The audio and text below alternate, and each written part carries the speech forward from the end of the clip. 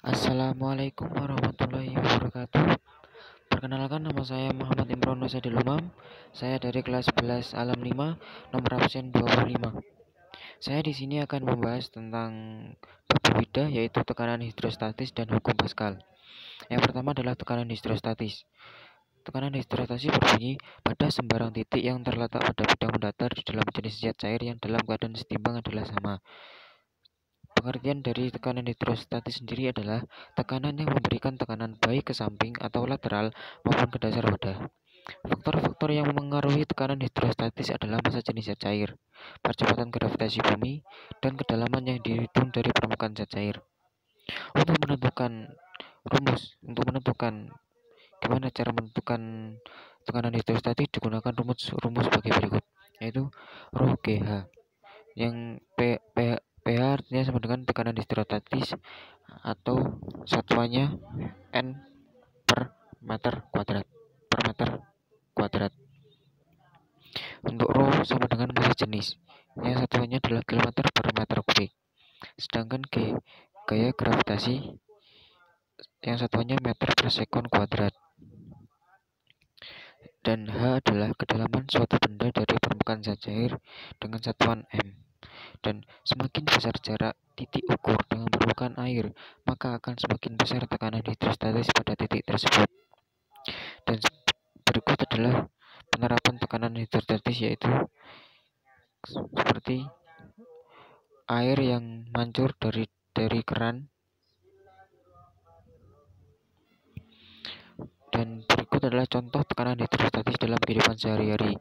Yang pertama, tekanan saat berenang, yang menyebabkan gerakan menjadi lebih sulit di kedalaman. Dasar bendungan dibuat lebih tebal di bagian dalam bentuk menahan tekanan air. Yang ketiga, pemasangan infus diletakkan di tempat tinggi agar gaya gravitasi membantu infus masuk ke tubuh yang memiliki tekanan hidrostatis dalam darah. Yang keempat atau yang terakhir, bentuk kapal selam yang dibuat agar bisa menahan tekanan hidrostatis di dalam laut. Yang kedua adalah hukum Archimedes.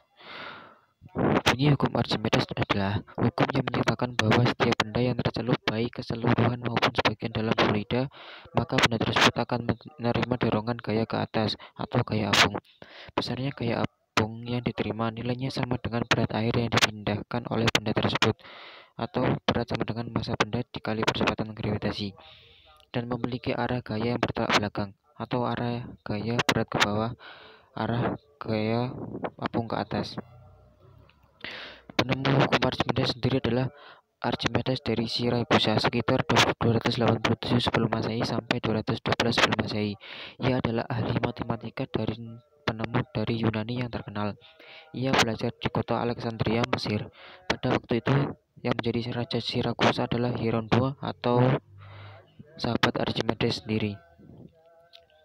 Untuk menentukan hukum Archimedes digunakan rumus sebagai berikut, yaitu rho G kali V.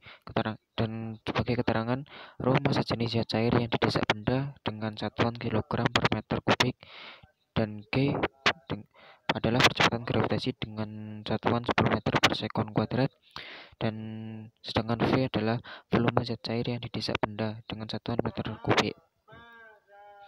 Ada beberapa keadaan benda dalam hukum Archimedes, yaitu yang pertama, melayang. Melayang adalah di mana keadaan berat benda sama dengan gaya apung dengan rumus V sama dengan FA.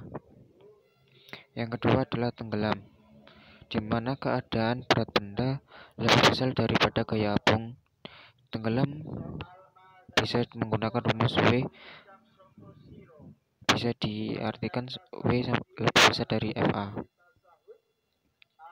Terapung. Terapung adalah di mana berat benda lebih kecil daripada gaya apung,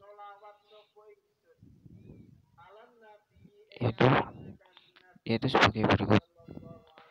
Contoh hukum Archimedes dalam kehidupan sehari adalah: pertama, keran otomatis pada penampungan air. Yang kedua, kapal selam. Yang ketiga, hidrometer. Empat, bejana berhubungan. Dan yang kelima adalah jembatan ponton.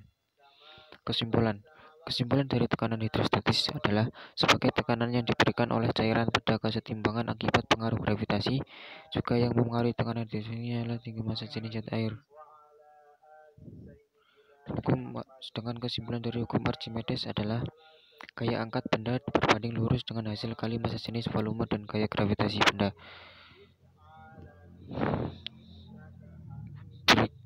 Cukup sekian penjelasan dari saya. Apabila ada salah kata, saya mohon maaf. Wassalamualaikum warahmatullahi wabarakatuh.